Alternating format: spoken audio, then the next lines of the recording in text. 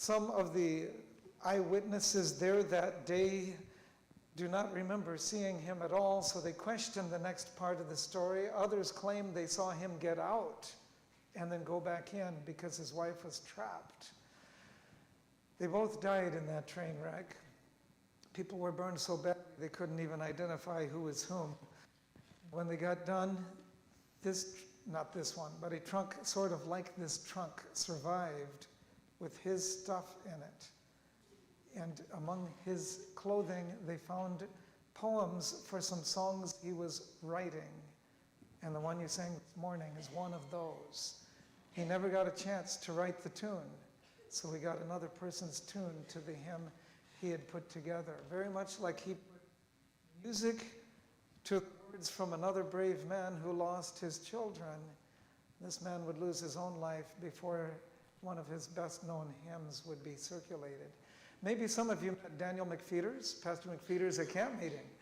And he has gone to the Carolina conference. We miss him. He was a really great pastor. But he continued to give us some blessings as he was leaving. He is talented where I have no talent, and that's with AI. So he prepared the pictures for most of what follows, about 95% of the pictures that follow, including this one. When you go to read Matthew's version of Jesus up on the Mount of Transfiguration, Matthew 17, you see Moses and Elijah coming to talk with him. Moses, who died and rose again. Elijah, who never died, representing all the kinds of people that will be in God's kingdom one day.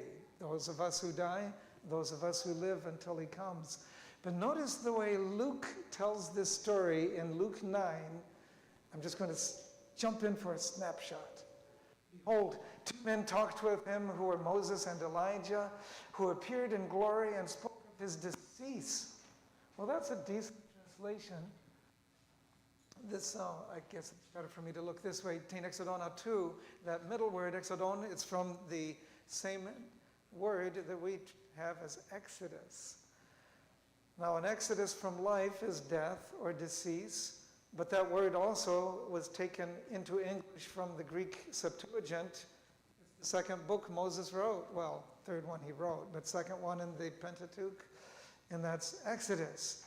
So this, if you look at it, could be Luke sees Jesus going through the same experience that Israel went through, Moses went through, God's people experienced something like that happened. And in fact, as we look at it, there are so many overlaps, but when you go from the type to the antitype, you cannot predict which piece will go through. It's not like Moses and Aaron could say, oh, one day the Messiah will do this and this. But when the Messiah came, he could look back and say, oh, this piece of my experience was like that part that Moses experienced. Moses was 80, his brother 83 when the Exodus started, according to Exodus 7:7. Notice as Jesus started out his life, he was dedicated, and there were two elderly people that came to bless him. Anna, who was 84, almost like Aaron, who was 83, and then, of course, Simeon, who was, his age is not stated, just he's very elderly.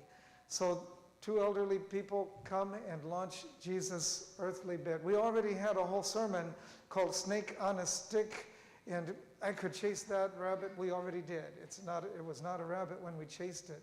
How Jesus was the new snake on the stick, like Numbers 21, hinted at in Exodus 7.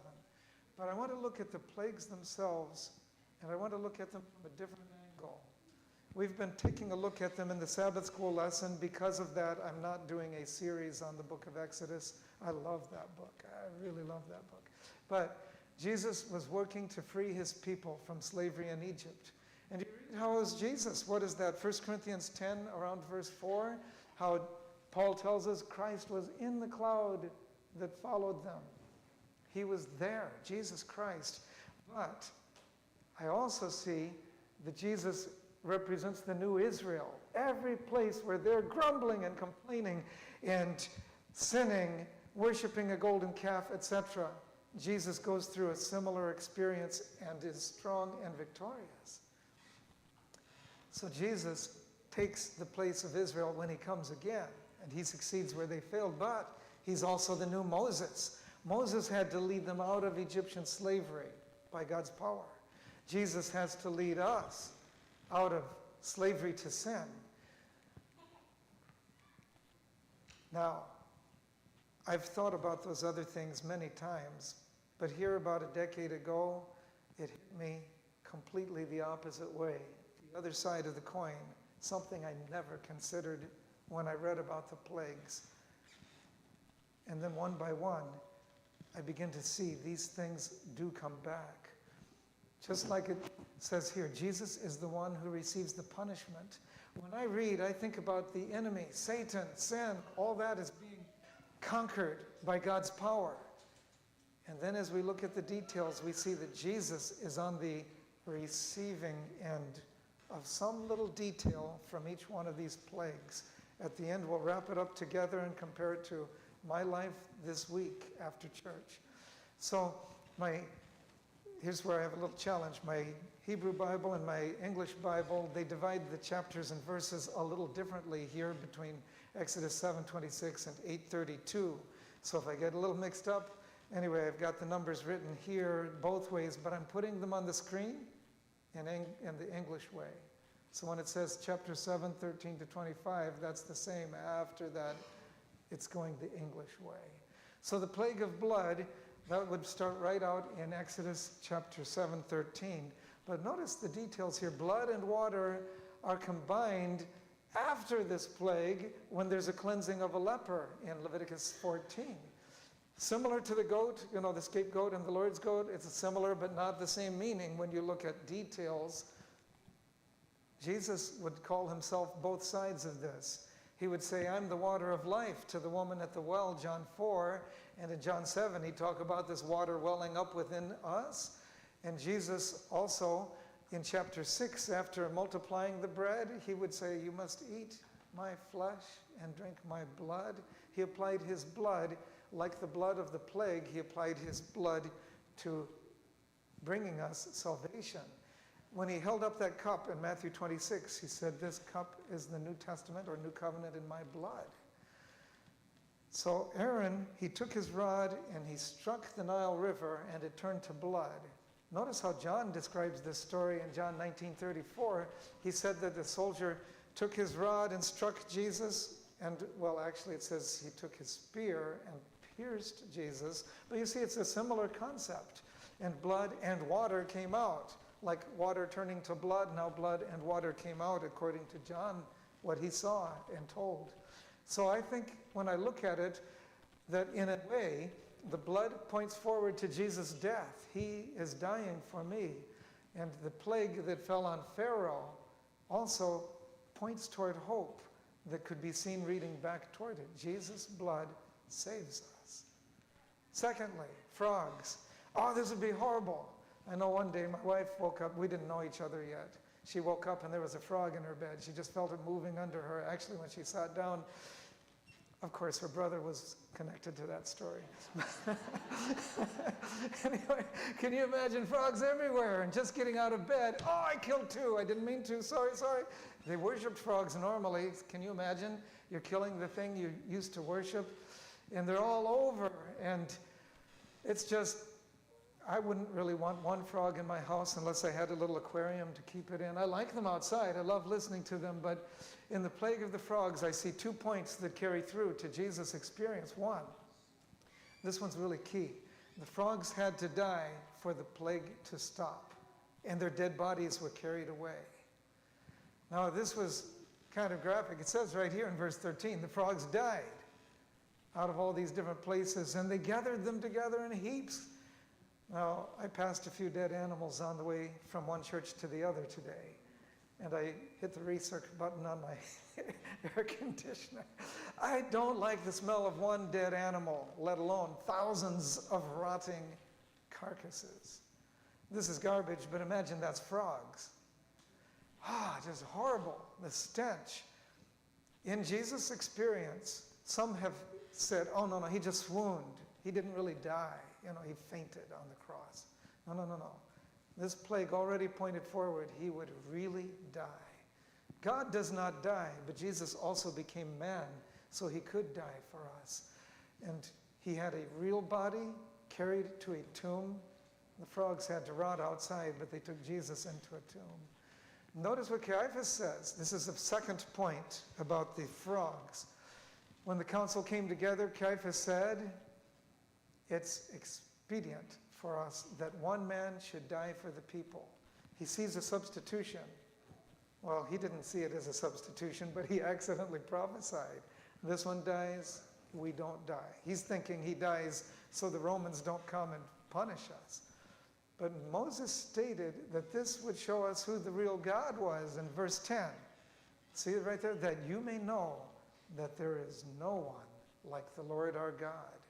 Jesus' death, in the various details, one part would have to do with we would know there's no one like our God. Jesus' death also pointed people to God like that. Remember the centurion who points, and Matthew and Mark both tell that piece of it. Truly, this was the Son of God. And that's an acknowledgement coming from one that wasn't his friend. Jesus really died, and he had a real body that had to be carried away. Lice. Yeah, this is another one of Pastor McFeeder's generated pictures, but it's horrible. How many of you have ever camped in Upper Peninsula, Michigan? Yes, you know the no-see-ums. Ooh, they fly in the cracks in your mosquito mesh, and anyway, you'll feel sometimes like, what was that? And there's blood on your neck, and you didn't even feel when it started biting. They're nasty little creatures, but imagine swarms of these just everywhere you turn, and the King James Version translates it as lice, but it's actually a word, the kinim are actually these little flies that are in Egypt. So the plague of gnats, the little ones, it's the first one that the magicians could not imitate. They could imitate blood, they could imitate frogs, they could imitate a snake and a rod, and they could imitate, no, they couldn't imitate this one. And so even though they did not profess to know God, notice what they said. This is the finger of God. They hated him, but they had to acknowledge, this is the finger of God. Well, we just heard the centurion say, what? This was the Son of God. It's like that piece comes through. Even the one who was responsible for crucifying Jesus would recognize, actually, this is the Son of God. And then on a related note, you notice the gnats came after Aaron struck the dust with his rod, and sort of like God struck the dust, he created a big old earthquake as Jesus was dying. But the gnats, this was the finger of God, or the fulfillment. This was the Son of God. The flies, they're a little larger. Those big things that come at you, maybe a bit more like this. And they're just, and those things, when you go to Egypt, sometimes you still will get the bigger flies. They go for the eye. When they get on the person's face, they can even cause blindness as they carry bacteria with them and they're too close to the eye. Jesus had to go somewhere, and Moses had to go somewhere early. Look at Moses here. God told him, rise early in the morning, stand before Pharaoh, before this plague of flies. Jesus, as soon as it was day, they took him to that trial with Caiaphas, and we find a little later as they're questioning him, tell us, are you the Christ? But notice in John telling the story, he mentions he also was taken to Pilate early morning. Just like Moses had to deal with the plague of flies early in the morning, Jesus would face a piece of his trial early. There also would now be a separation. God made a division. Well, let's see how he said it. I will set apart the land of Goshen. It will be okay there, and it's not going to be okay in the other places. I'll make a difference between my people and your people. So once again, Jesus is on the wrong side of the plague because God draws the line and Jesus is on the side that pays the consequence. He cries out, and here's where we see that clearly. My God, why have you forsaken me? In Matthew 27:46, he's clearly seeing himself on the wrong side. I am separated from you. This separation sin has wedged between us. Now notice what God communicates with Pharaoh about the purpose of the plague. Why was he sending it? In order that you might know that I am the Lord, where? And it says, Mikerev haaretz, he is in the land, right there in like the heart of the earth, so to speak. I am Yahweh, in the heart of the earth. And Jesus ended up in the heart of the earth, in the land, quite literally, not just upon it, but down in it, in the grave. And unless a grain of wheat falls into the ground and dies, it remains alone. Jesus said right before his crucifixion, like a day or two before, you're going to be alone, and no one's saved unless you die, was the understanding Jesus had. So once again, the idea of separation is repeated. I'll make a difference, but you see there's a new word. All the other cases, it's like you would normally say for separation, but this time, if you pulled up the Hebrew and looked at it, it's peduth. That word is not translated separation in the other parts of the Bible. You know the normal translation? Redemption. But the translators, as they saw it, they see it's redemption of the Israelites from the Egyptians. There's a difference. These get something, those get something different. And so that redemption, that peduth, is the word that we translate separation this time, even though it doesn't usually go that way. In the New Testament, redemption, lutrosis, is all over the place. Jesus came for that purpose. So when I see this about the flies, I also think Jesus faced separation, and his body ended up in the earth. The murrain. How many of you heard a farmer talk to you about murrain anytime recently? Nobody? I haven't either. We, these days, go to the veterinarian and he names specifically, it's this sickness or that sickness, or we just say sickness, you know. But back a few hundred years ago, this was a normal word for the animals are sick. They have murrain. That's what they called it. And that's what it says in our Bibles in English now. But this separation is repeated again with the murrain. The Lord will make a difference, the normal word difference, between the livestock of Israel and the livestock of Egypt. And you notice this new element that pops up in there. The mo'ed, a set time. It's not just any time. When does it come? Tomorrow the Lord will do this. God is organized, and when he does something, he can tell you, so that's one more proof he did it. If he just says, oh, it might happen, did he do it? Did someone else do it? But he tells you, it's coming at this time. And then you know. And in the upper room, notice what Jesus said similarly, my time is at hand. And if I continue in the garden, Jesus would say, the hour is at hand. And then eventually he realized, I'm here. He knew his Bible. He knew the 70 weeks of Daniel chapter 9, and in the middle of that last week, Messiah shall be cut off for his people. Jesus knew the time was here, but he also spent time with the Father, who showed him, actually, it's tomorrow morning. Tonight you're taken captive. There was a set time. Boils. Oh, even one boil can drive you crazy. If you have a boil on one side, you sleep on the other side because you don't want pressure, but when it's all over, it's like Job for the nation, not just for Job, and the pain and the suffering. But Moses doesn't focus on what they did to relieve the suffering. He focuses on the effect, the consequence. What does he say back in verse 11? The magicians could not stand.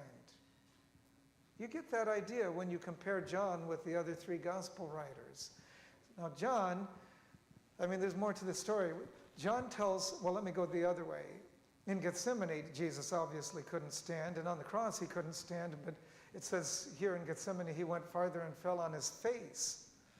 But notice what it says about the cross. John says he carried it. See, they took Jesus, led him away, and he, bearing his cross, went out. But when you read Matthew, Mark, and Luke, they tell us a different story. They say, Simon, by name, they compelled to bear his cross. If you read between the lines, Matthew, Mark, Luke, and John, Jesus starts carrying his cross, and he can't carry it. He can't stand. He falls under the load. And just as the book Desire of Ages describes, he could not stand as he came to bear our sins. The boils, Jesus could not stand. The hailstorm, all kinds of details we could focus on. You had those in the Sabbath school lesson. I'm not going there. But what does he say here? I will send my plagues, el dibacham, to your very heart. These were not just things to see or hear or smell. These were things they would feel something about. And he says, I send my plagues to your heart. God was trying to reach Pharaoh, even as it says his heart was hardened. He hardened his own, or God hardened it. Now compare that with Jesus' words in Gethsemane. My soul is exceedingly sorrowful, even unto death. Now let me back up a little bit. John tells us before Gethsemane, my soul is troubled. That's before he even washed their feet, chapter 12 of John. Then he tells his disciples, in great contrast, let not your heart be troubled. As we put it together, we see, I'm troubled, I'm taking it from you. Do not let your heart be troubled. But my heart is troubled. He was bearing it for us. So he came to bear trouble and not to leave us to bear trouble. So the idea of the set time is repeated. Tomorrow about this time. Can you imagine Pharaoh? No, he's too arrogant. But Pharaoh's servants, oh no, the night is half done. It's 3/4 of the way done. When's it going to hit? Oh, I feel the wind picking up. The anticipation brings dread. Now here's another important detail. The hail shall come down on every man and every animal which is where? In the field. If you went in the house, you could be safe.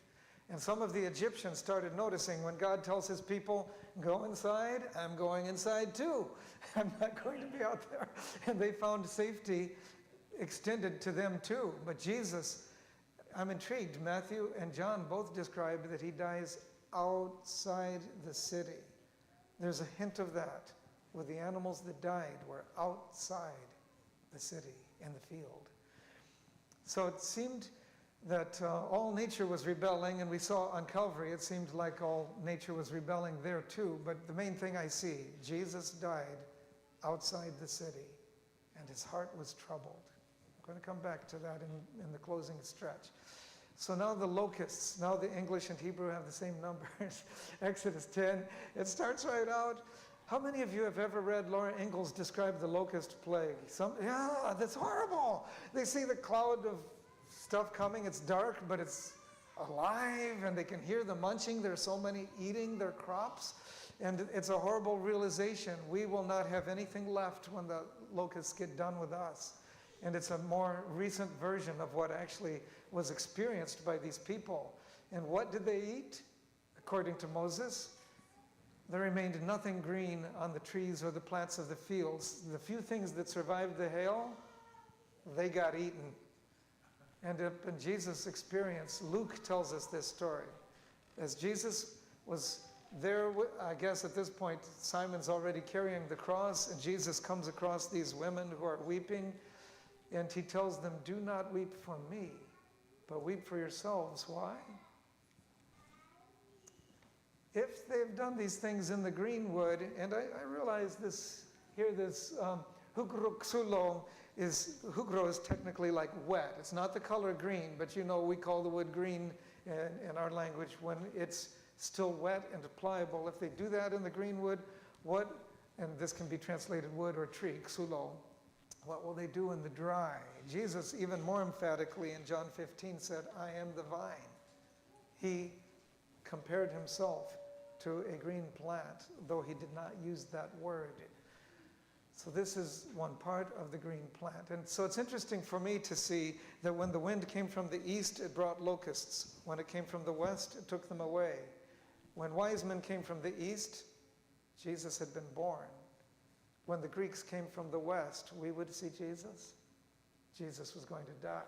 A lot of details do come through, but you can never know which detail has meaning until the event happens again.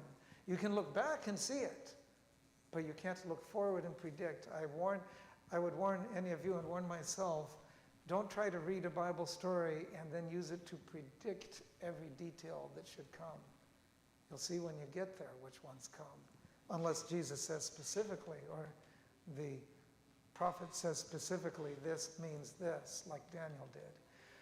So just before, that's the part we just said. Locusts also darkened the land as a precursor to what came next. So Jesus was the green tree. He had to suffer. Just like all that stuff being eaten by the locusts, Jesus knew, I will suffer. I will not only watch, I will suffer. This next one, the darkness, is a really obvious one. On the cross, well, first back to Moses. He made a request, let us go 3 days' journey. And when Pharaoh said no, then Pharaoh was going to have a challenge. There was thick darkness in all the land of Egypt as many days as their journey would have been if he had said yes. It's kind of interesting. God keeps the punishment related to the crime.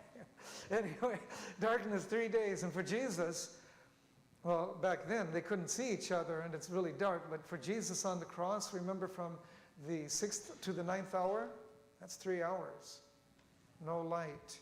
It's all dark. But Jesus also goes into the grave. And he's in the grave for 3 days in that dark grave. And so this was the big obvious one that sort of waved and grabbed me and say, wait, I might not be a rabbit. This might be actually a point you want to get.